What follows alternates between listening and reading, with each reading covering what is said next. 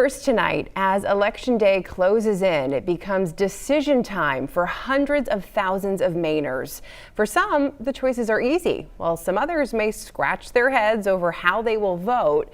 207's Don Kerrigan has been watching elections for quite a few years now and talked with some Mainers about what's behind their choices. Hey, Don. Hi, Samantha. You know, we talk every year about the voice of the voter, so we decided to go out and listen to a few of them.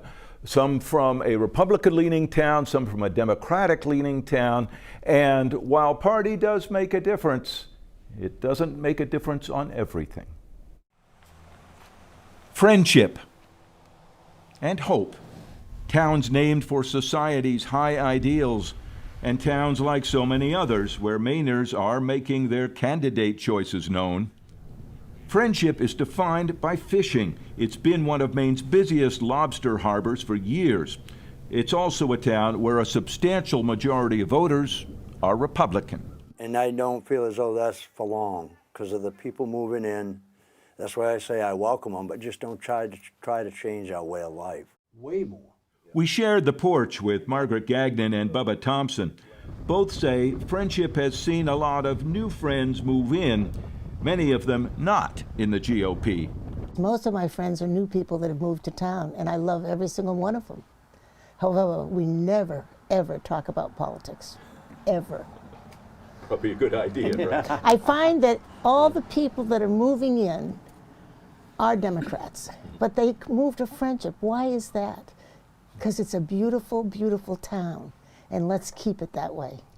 They say keeping Friendship as it is means protecting the lobster fishing, and that means fighting whale regulations and offshore wind power. This is a fishing village.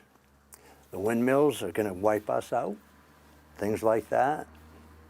And that's being pushed more with the Democratic side than it is the Republican side. So it's taking a way of life away. So I will stand for a way of life. And no surprise, they also see the economy, inflation, and fuel prices as the other big concern. How are we going to have enough money to support ourselves? Not me especially, but a lot of people. Hope, in contrast, has a Democratic majority. Hope used to be a farming town, but nowadays we're told people are more likely to work out of town. Longtime residents and retired teachers, Barbara and Bill Bentley, say education is a key issue for them. More and more we see parents taking kids out of school to either homeschool them because they don't like what's going on in the school or because they want to send them to a church school. And Barbara says she thinks too many people are looking to go back to old-time, simpler schools to avoid current problems. The town is different, the issues are different. I don't think you can just put everyone on rewind and send them back to another era. So I'm interested in candidates who address the situation as it is today and talk about what change we might make or what route we might take. Hope may be a Democratic majority town, Friendship majority Republican, but people in both places say they definitely feel the impact of the political division that's all over Maine and the country. Who would have thought that I'd still be making masks? For Bill and Barbara, division seems the primary issue. For the system to work, I think we need conservatives and liberals. I mean, if you want to call them Democrats and Republicans, that's okay, but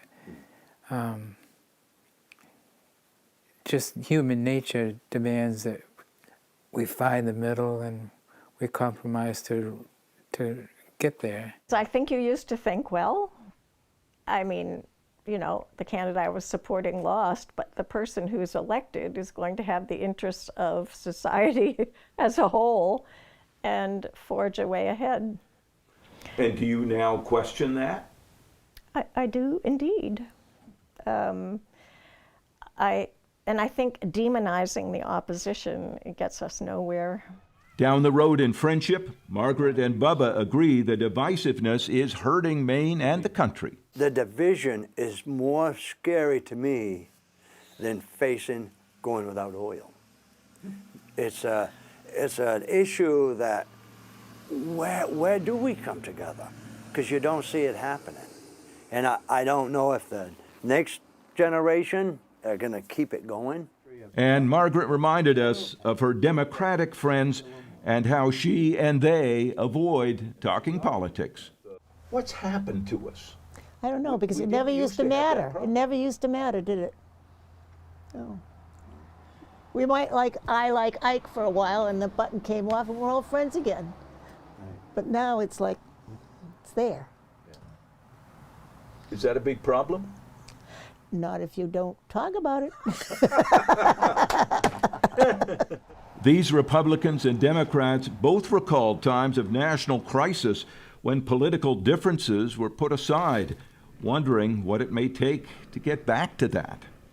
Questions to ponder as we reach one election with another on the horizon. Other issues, too, of course, that they brought up. Those are just a few of them. But surprisingly, we asked all four if they are optimistic or pessimistic that this divisive atmosphere we have now will get better. And I was surprised that all said, to one extent or another, Sam, they are optimistic that we can find a way out of it. Interesting perspectives. Great story. Thanks, John. Thanks.